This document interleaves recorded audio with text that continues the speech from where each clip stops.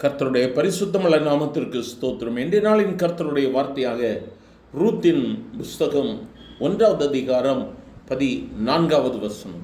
அப்பொழுது அவர்கள் சத்தமிட்டு அதிகமாய் அழுதார்கள்.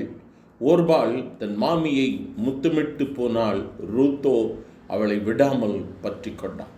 எனக்கு அருமையானவர்களே, இன்றைய நாளின் வார்த்தை, ரூத் தன் மாமியாகிய நகோமியை உறுதியாய் பற்றி கொண்டாள். எனக்கு அருமையானவர்கள், இந்த சரித்திரத்தின் சம்பவத்தை குறித்து கேட்கிற நீங்கள் அதிகமாக அறிந்திருப்பீர்கள்.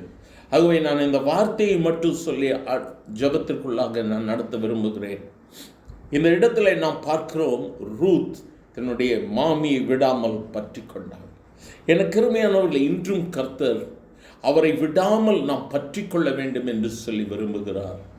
தன்னுடைய வாழ்வில் ஒரு நன்மை இழந்து விட்டது, இன்னொரு நன்மையை தேடி சுயமாக ஓர்பாள் செல்லுகிறாள். ஆனால் ரூத்தோ தன்னுடைய மாமியை சார்ந்து நிற்கிறாள். இன்றும் நாமும் நம் ஆண்டவராகிய இயேசுவை சார்ந்திருக்கும் பொழுது மேன்மையான காரியங்களை நாம் பெற்றுக்கொள்ள முடியும். நீங்கள் அதற்கு பின்பதாக உள்ள வசனங்களை வாசிப்பீர்களானால், நகோமி ரூத்தை பார்த்து சொல்லுகிறாள், உன் சகோதரி தன்னுடைய ஜனத்திற்கும் தன்னுடைய தேவர்களிடத்திற்கும் திரும்பி போய்விட்டாள், நீயோ உன் சகோதரியின் பின்னே திரும்பி போ என்று சொல்லுகிறாள். எனக்கு அருமையானவர்களே, இந்த ஓர்பாள் எங்கு செல்லுகிறாள்? தன் ஜனத்திற்கும் தன் தேவர்களிடத்திற்கும். ஒருவேளை அந்த வார்த்தைகள் ஓர்பாள் பின்மாறி போனதற்கு ஏதுவான வார்த்தைகளாக இருக்கலாம். ஆனால் ரூத் அதற்கு அடுத்த வசனத்தில் சொல்லுகிறாள், நான் உம்மை விட்டு போவதை குறித்து என்னோடு பேச வேண்டாம். உம்முடைய ஜனம் என்னுடைய ஜனம், உம்முடைய தேவன் என்னுடைய தேவன். நீங்கள் எங்கெல்லாம் போவீங்களோ அங்கெல்லாம் நான் வருவேன். எனக்கு அருமையான தெய்வ பிள்ளை, எவ்வளோ விசுவாசத்தின் வார்த்தை. உன் ஜனம் என் ஜனம், உன்னுடைய கடவுள் தான் என் கடவுள். இந்த வார்த்தையை நம்ம எவ்வளோ ஆழமாக சிந்திக்கணும்ல. நமக்கு நமக்கு நமக்கு நமக்கு முன்னோர்கள்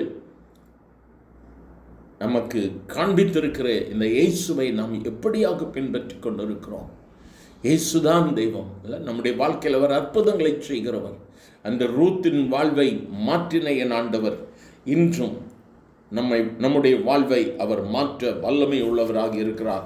ரூத்தின் புஸ்தகம் 3ஆம் அதிகாரம் 11ஆம் வசனத்தில் நீங்கள் வாசிக்கும் பொழுது வேதம் சொல்லுகிறது, நீ பயப்படாதே, உனக்கு வேண்டியபடியெல்லாம் செய்வேன், நீ குணசால் என்பதை என் ஜனமாகிய ஊரார் எல்லாம் அறிந்திருக்கிறார்கள் என்று போவாஸ் சொல்லுகிறார்.